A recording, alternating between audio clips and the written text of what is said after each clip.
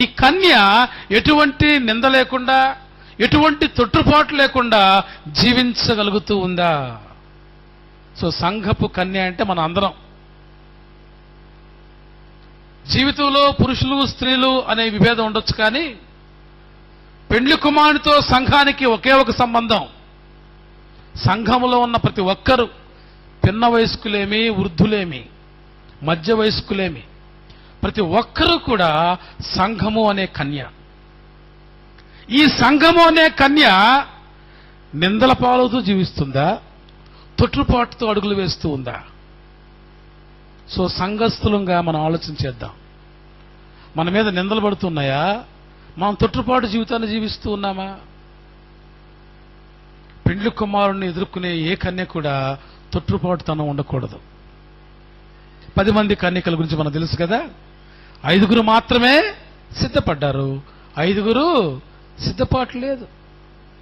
సంఘము అనే కన్య వరుడైన క్రీస్తు కొరకు ఎల్లప్పుడూ సిద్ధపడి ఉండాలి, అంతేకాని అప్పుడప్పుడు తొట్టుపడకూడదు. సో పెళ్లి కుమారుడు వస్తున్నాడు అనగానే ఏమైపోయింది?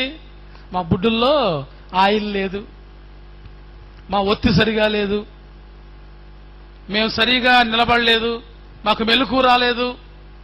ఈ తొట్టుపాటుకు సమస్య లేదు అక్కడ. వరుడు వస్తున్నాడు అంటే కన్యక సిద్ధంగా ఉండాలి. క్రీస్తు వస్తున్నాడు అంటే సంఘము సిద్ధంగా ఉండాలి.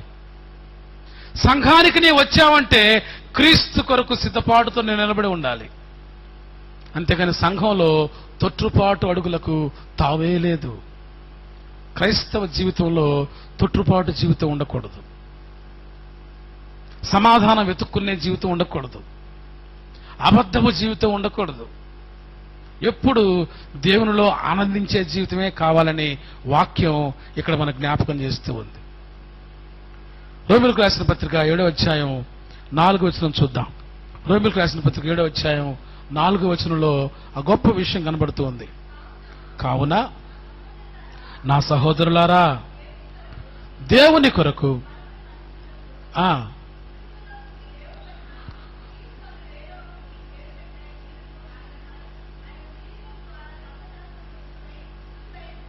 చాలు. తొట్టుపాటు లేని జీవితం మనం జీవించడం కొరకు యేసు ప్రభువు వారు పాపం విషయంలో మనల్ని మరణించేట్లుగా ఏర్పాటు చేశాడు. తొట్టుపాటు ఎప్పుడు పడతాం మనం? ఎప్పుడు పడతాం చెప్పండి? సో మనలో పాపం ఉంటే తప్పకుండా తొట్టుపాటు పడతాం. మనిషి ఎప్పుడు తొట్టుపాటు పడతాడు అంటే అతని జీవితం పాపంతో పెనవేసుకున్నప్పుడు. నిజాయితీగా ఉంటే ఏ తొట్టుపాటు మనకి ఉండదు. కాబట్టి ధర్మశాస్త్రం ఏం చేస్తూ ఉందంటే మన పాపం ఏంటో చెప్తూ ఉంది.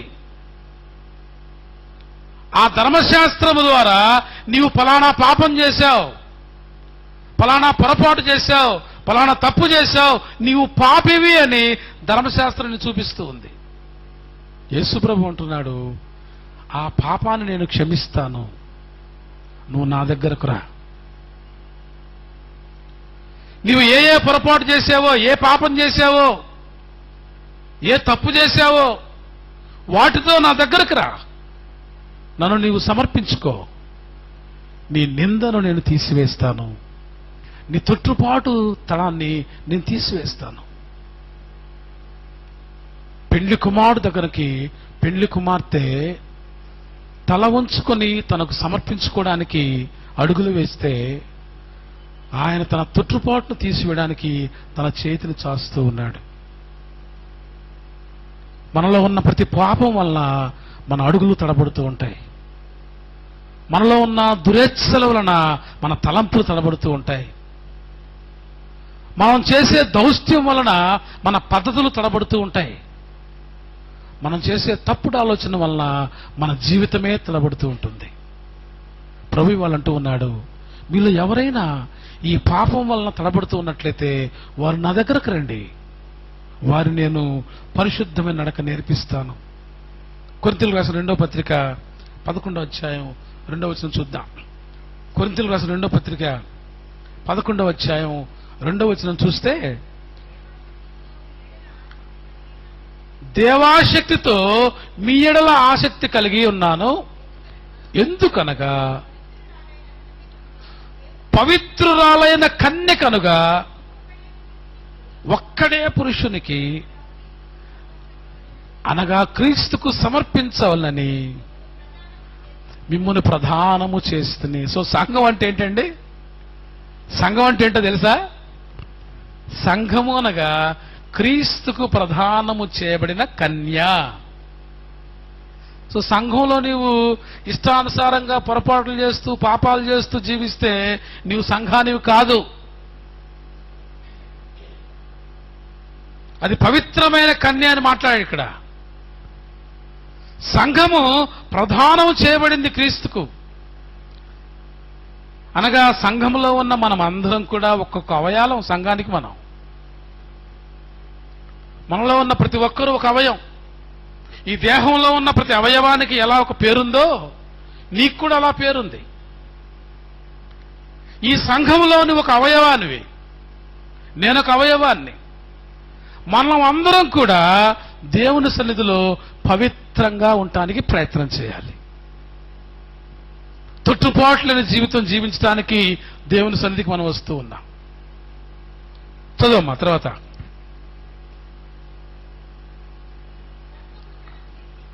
సర్పము తన కుయుక్తి చేత అవ్వను మోసపరిచినట్లు.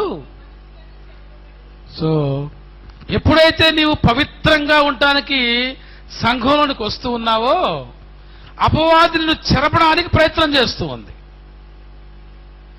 నీవు పవిత్రమైన కన్యక.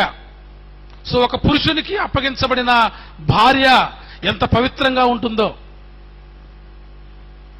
అలాగే సంఘం కూడా క్రీస్తుకు ప్రధానం చేయబడిన తర్వాత అంత పవిత్రంగా ఉండాలి. అయితే నీవు పవిత్రంగా ఉంటూ ఉన్నప్పుడు అపవాది ఊరుకోసమా నీ మీద బురదలడానికి ప్రయత్నం చేస్తుంది, నీలో మచ్చలు పెట్టడానికి ప్రయత్నం చేస్తుంది, నీలో డాగులు పెట్టడానికి ప్రయత్నం చేస్తుంది, నిన్ను అపవిత్రునిగా మార్చాలని అపవాది ప్రయత్నం చేస్తూ ఉంది. కాబట్టి మన పక్షంగా మనం తొట్టుపాటు పడుతున్నామంటే కారణం కేవలం మన బలహీనతలు మాత్రమే కాదు. మనం పవిత్రులుగా ఎదుగుతూ ఉన్నప్పుడు మనల్ని పాడు చేయాలని అపవిత్ర స్నేహాలు కూడా మన దగ్గరికి వస్తాయి. ఆ అపవిత్ర స్నేహాల నుంచి ప్రభు మనం తప్పిస్తూ మనల్ని శుభ్రం చేస్తూ ఉన్నాడు. ఎలా శుభ్రం చేస్తాడో ఎప్పుడు పెళ్లిళ్ళలో మేము చెప్తాం. ఎఫెసీయులకు రాసిన పత్రిక 5వ అధ్యాయం 25వ వచనం నుంచి ఉంటుంది.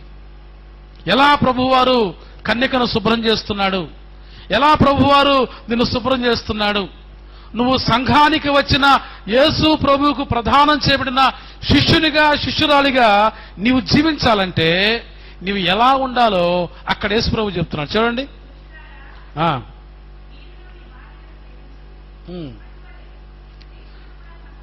క్రీస్తు కూడా సంఘమును ప్రేమించి అది కళంకమైనను ముడతైనను అట్టిది మరి ఏదైనా లేక ఎట్లా పరిశుద్ధమైనదిగాను నిర్దోషమైనదిగాను మహిమగల సంఘముగాను ఆయన తన ఎదుట దాన్ని నిలబెట్టుకునవలని వాక్యముతో ఉదకము స్నానము చేత దాన్ని పవిత్రపరిచి పరిశుద్ధపరచుటకై దాని కొరకు తనను తాను అప్పగించుకునేను.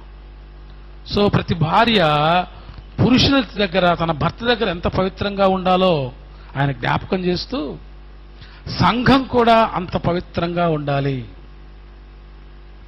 సో నిర్దోషమే సంఘంలో నిర్దోషిగా ఉండాలి. సంఘంలో దోషాలు ఉండకూడదు. సంఘం అనగా మన జీవితంలో ఎటువంటి అపవిత్రత ఉండకూడదు, అక్రమం ఉండకూడదు, అన్యాయం ఉండకూడదు. మనలో ఉన్న అక్రమం, మనలో ఉన్న దుర్మార్గం, మనలో ఉన్న అహంకారం, మనలో ఉన్న సమస్త ద్వేషాన్ని తుడిచివేయాలి అంటే మన వల్ల కాట్లా. ఎలా తుడవాలో తెలుసా? ఎలా తుడవాలి? పేపర్ మీద ఏదైనా ఇంకుతో మచ్చైందనుకోండి, ఎలా తెలుస్తుంది దాన్ని? సో ఇంక్ ఎరైజర్ తేవాలి. పెన్సిల్ ఎరైజర్ పనికిరాదు దానికి. ఎరైజర్ పెట్టి జాగ్రత్తగా తుడవాలి. తుడుస్తూ ఉన్నప్పుడు కాస్త పేపర్కి కూడా ఇబ్బందే కదా. అలాగే నీ జీవితం మీద పాపం అనే డాగు పడ్డప్పుడు దాన్ని తోటానికి ఒక ఎరైజర్ కావాలి. ఏమిటా ఎరైజర్? క్రీస్తే తాను ఎరైజర్గా మారాడు. తన రక్తాన్ని చిందించాడు. ఆ రక్తంతో మన పాపాన్ని కడుగుతున్నాడు. పాపం చేసింది మనం, పొరపాటు చేస్తుంది మనం, అబద్ధపు జీవితాన్ని జీవిస్తుంది మనం, రక్తాన్ని చిందించింది మాత్రం ఆయన. సో తన భార్య కొరకు, తన సంఘం కొరకు, తన వధువు కొరకు క్రీస్తు తాను ప్రాణం పెట్టడానికి కూడా సిద్ధపడ్డాడు. ప్రియమైన దేవుని బిడ్డలారా, మనం చేసిన పొరపాట్లను తోడటానికి క్రీస్తు తన రక్తాన్ని చిందించవలసింది వచ్చిందని వాక్యం జ్ఞాపకం చేస్తూ ఉంది. చిందించడం మాత్రమే కాదని చెప్పాడు ఇక్కడ. నా సంఘం కొరకు నేను ఎంత దాకైనా తెగిస్తాను, దాన్ని సంరక్షించుకోవాలి. మనలో ఏ ఒక్కరు నశించిపోవడానికి ఇష్టం లేదు. మనలో కొంతమంది పరిశుద్ధులుగా ఉండి కొంతమంది పాపాత్ములుగా ఉండటం ప్రభువుకి ఇష్టం లేదు. సంఘంలో ఉన్న ప్రతి అవయవం అనగా ప్రతి వ్యక్తి కూడా పవిత్రంగా ఉండాలని ప్రభువు కోరుకుంటున్నాడు. పర్లేదులే, పాస్టర్ గారు వాళ్ళు బాగున్నారు, మేము ఎలా ఉన్నా పర్లేదు, వచ్చిపోతూ ఉంటాం అని సంఘం అనుకుంటే కుదరదు. సంఘంలో ఉన్న ప్రతి అవయవం అనగా నీవు నేను అనుదినము దేవుని సన్నిధిలో పవిత్రంగా ఉండటానికి ప్రయత్నం చేయాలి. యేసు ప్రభు అంటున్నాడు, ఇదిగో అందుకే నీకు వాక్యమనే ఉదక స్నానం చేపిస్తున్నాను నేను. ఆలయానికి వచ్చి వాక్యంతో నీవు స్నానం చేయాలి. నీ పొరపాట్లు కడుక్కోవాలి, నీ పాపాలను తుడుచుకోవాలి, నీ అపవిత్రతను వాక్యము ద్వారా నీవు సరిచేసుకోవాలి. నా రక్తము ద్వారా ఆ మచ్చలు నేను తీసివేస్తాను.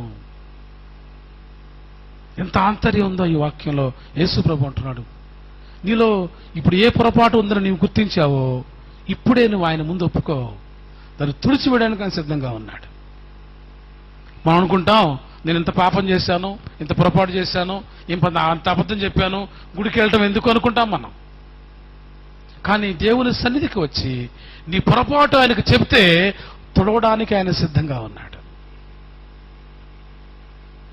పుస్తకంలో తప్పులు రాసుకున్న పిల్లలు టీచర్ దగ్గరికి వెళ్ళి తప్పు రాశానని చెప్పినప్పుడు టీచర్ తప్పకుండా దాన్ని సరిచేసే ప్రయత్నం చేస్తుంది. అలాగే నీ బోధకుడు నీ ఎదుట సిద్ధంగా ఉన్నాడు.